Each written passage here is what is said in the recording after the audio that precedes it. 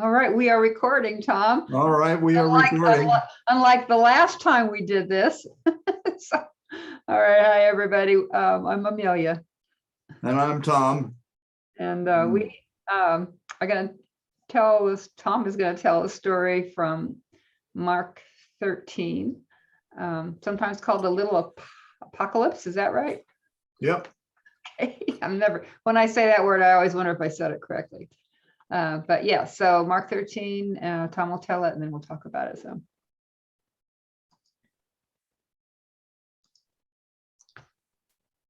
Go for it. Well, this is the story.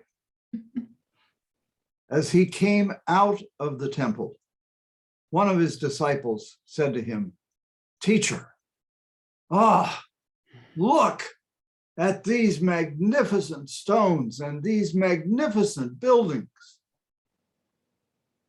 And Jesus said to him, "Do you see these great stones? There will not be left one stone upon another that will not be thrown down."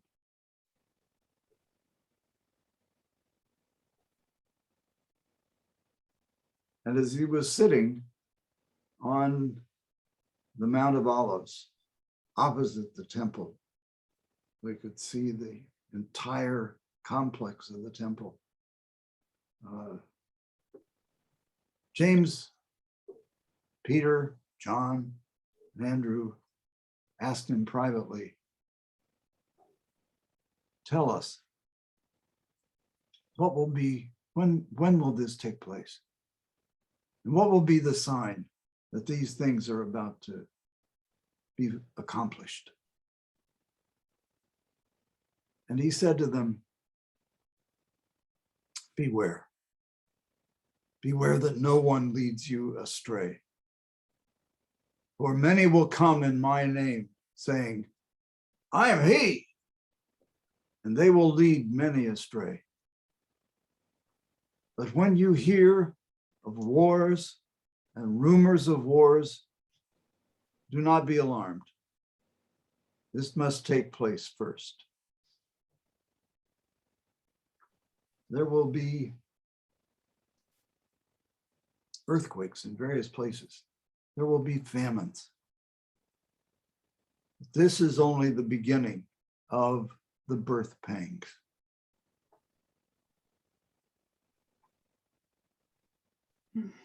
That's a sobering story for sure. Yeah.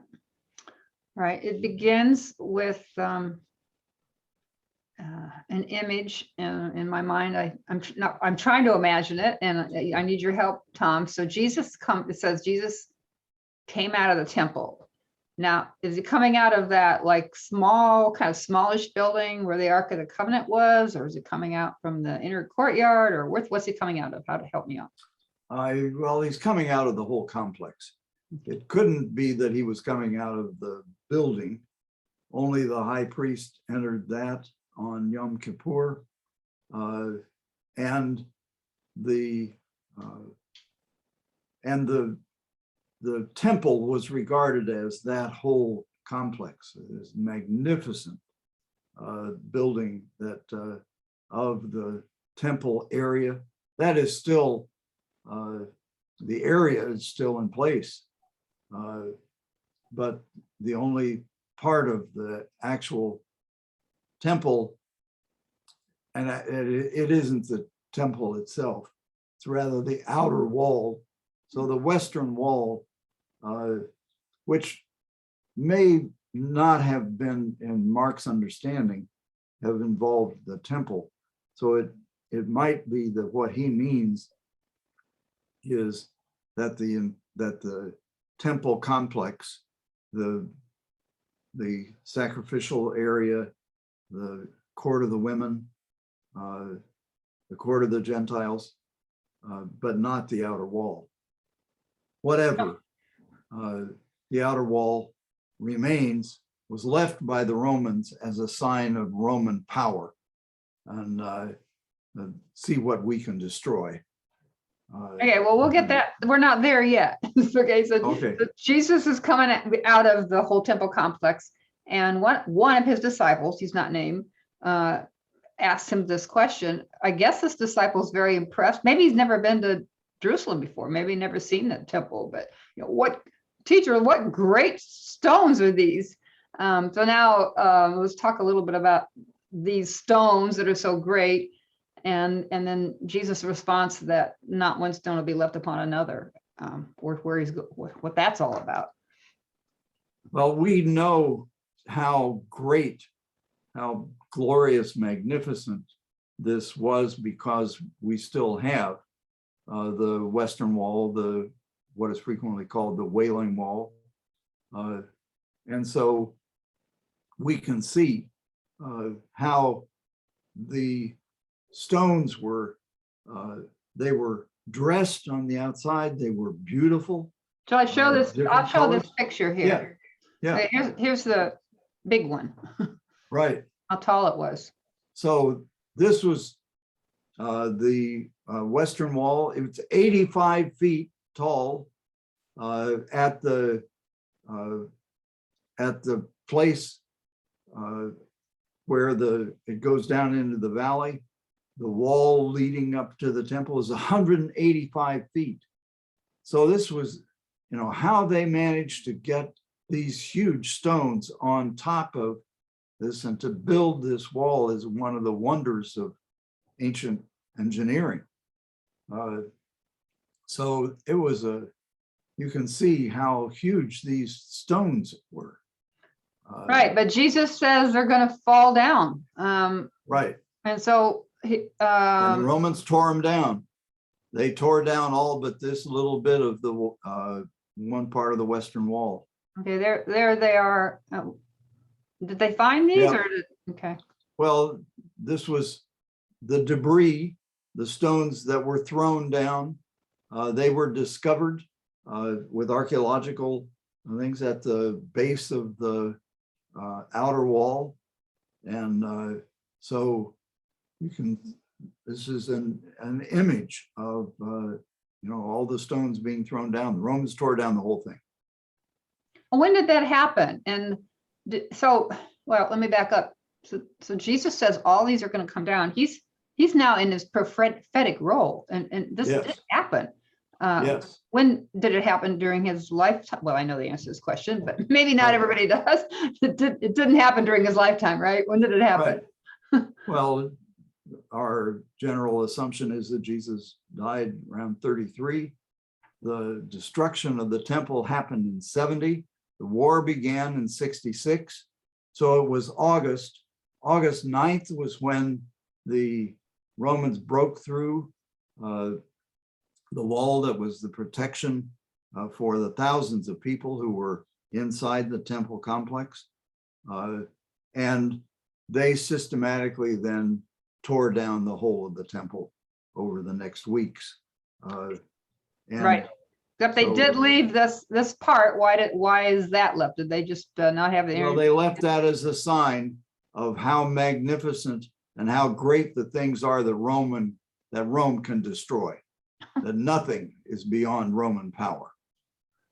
So Wow. look at this wall and do not underestimate the power of Rome. Wow. Yeah. Well, yeah, then Jesus goes on to, there's yet another scene. He goes and sits on the Mount of Olives opposite the temple.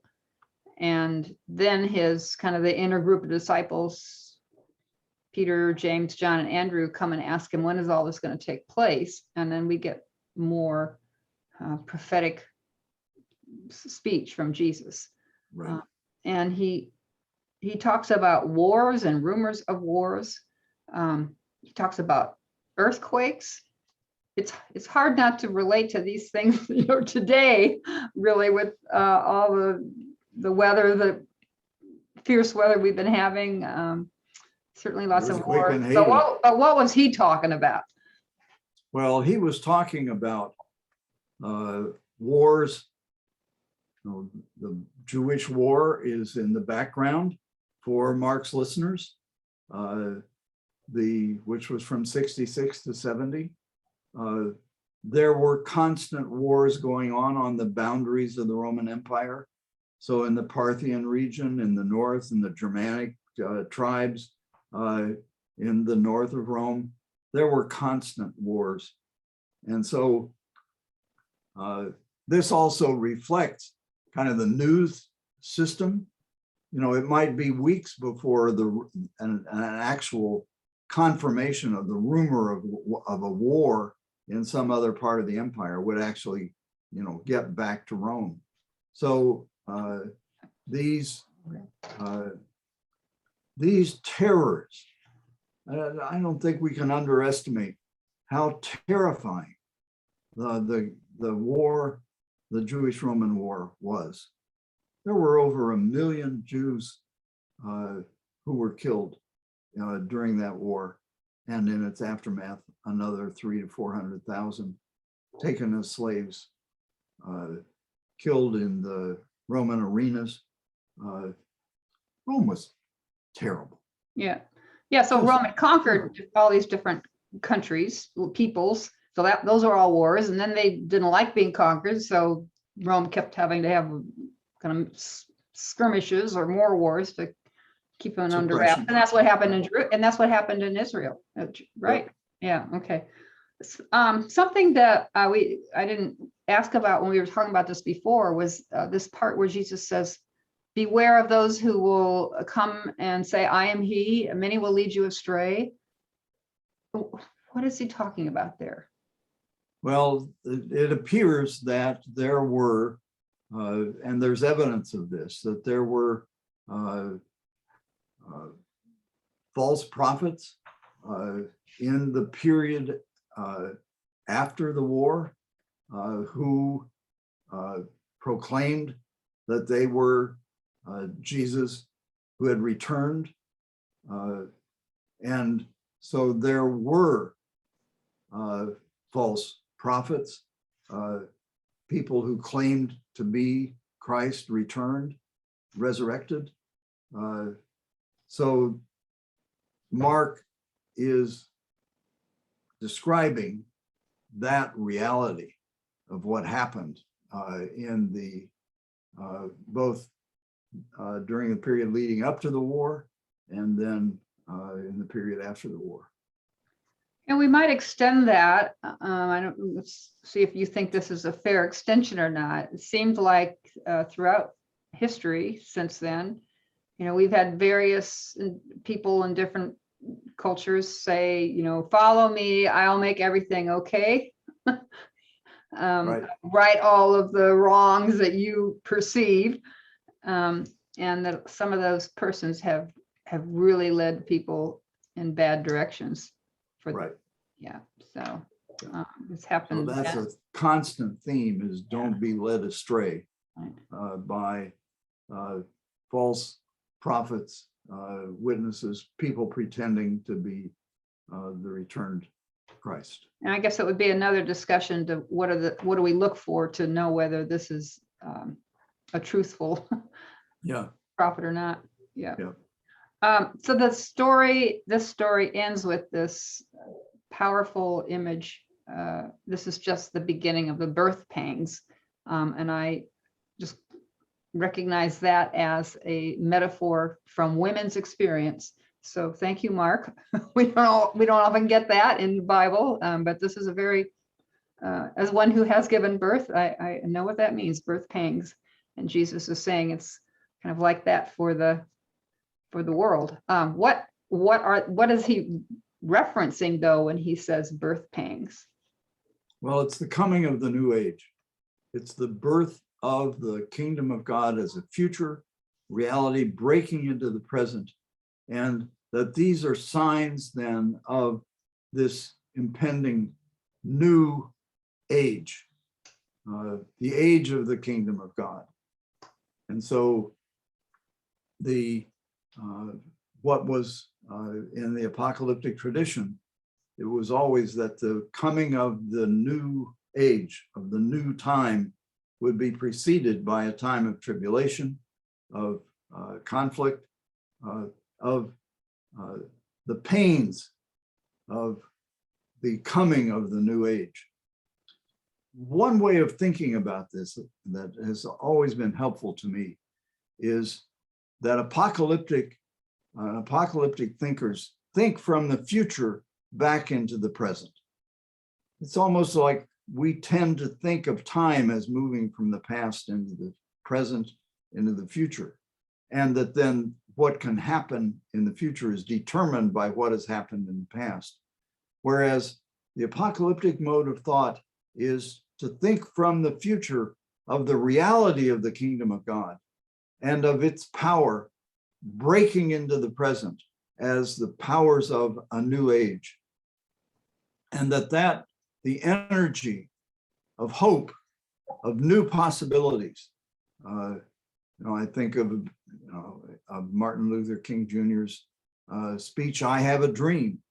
He's imagining from the future of a new possibility and identifying that as something that is breaking into the present. Well, that's Jesus' mode of thought, is in all of his actions, in his healings, in his teachings, in his feedings, he is identifying signs of the new kingdom and is doing then things that are motivated and made possible by the spirit of this new age that he came to proclaim.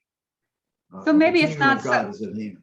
Yes, maybe it's not so important that the kingdom of God, as Jesus described, a time of abundance, equity, justice for all, doesn't seem to have happened in the 2,000 years. I mean, maybe the trajectory is longer than that, but maybe, and when his disciples asked him, when is this going to happen? He never gave like a year or something, as some, Right. some that has sometimes happened in history. People say, okay, in this year, this is going to happen. But really, They've as all been wrong. I listen to you hear about the function of apocalyptic thought is more to give one hope, so that you keep working at it. You keep working at justice, you keep working at change, because if we only look at what seems to be the current, what's going on right now, it's so easy to get frustrated and feel like, well, there's no point in trying to change anything because it's just too hard. I'm particularly thinking of our discussions around the book White Fragility at church, where we've been learning about the degree, the grip that systemic racism has on our culture. And it just feels we can maybe hope to change ourselves somewhat as individuals. We keep at it, but how can we ever change, this whole society? But Jesus puts out there this vision of that we keep looking toward and that we would keep working for. And it gives us hope to keep going. Yeah. Well, the proclamation, at the core of the Gospel of Mark is the proclamation of this of the good news of the kingdom of God that is at hand. And that the energy of the future kingdom of God is breaking into the present. And that direction of time, moving from the future into the present, but of focusing on not the past, but to focus on the future. And that is the energy of the kingdom of God. That's the energy of hope that is implicit in Jesus' teaching in the whole of the gospel. Yeah. Well, may that energy of hope and the gospel be with you this week. Thanks for joining us today. And Yes. Live into this story. Right. Bye. Kingdom of God is at hand.